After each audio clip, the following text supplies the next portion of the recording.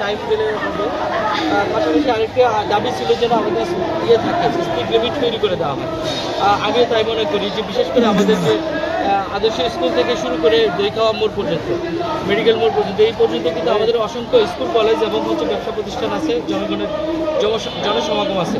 যতদিন পর্যন্ত আমাদের বিকল্প একটি রাস্তা না হচ্ছে ততদিন পর্যন্ত আমরা মনে করি এখানে 30 থেকে 40 কিলোমিটারের বেশি স্পিড যেন না রাখে।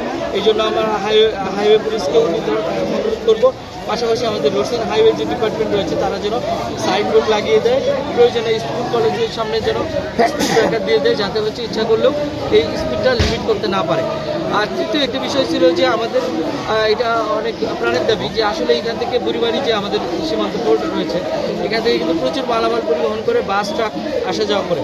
বিশেষ করে ট্রাক যাতায়াতের ফলে কিন্তু আমাদের রাস্তাগুলো ক্ষতিগ্রস্ত যেমন হচ্ছে, আমাদের দুর্ঘটনার সংখ্যাও বেড়ে যাচ্ছে। তো আমরা এই রাস্তাটিকে চাই যে আমাদের পক্ষ থেকে একটি দাবি থাকবে। আমরা নিশ্চয়ই জেলা প্রশাসক স্যারের সাথে অলরেডি কথা হয়েছে, স্যার আশ্বস্ত করেছেন ছাত্রদের যে দাবি, সেই দাবি শুনে তার কাছে পাঠালে তিনি ঊর্ধ্বতন কর্তৃপক্ষের মাধ্যমে কথা বলবেন। তো আমাদের দাবি থাকবে যেন আমাদেরকে বাইপাস দেওয়া হয়।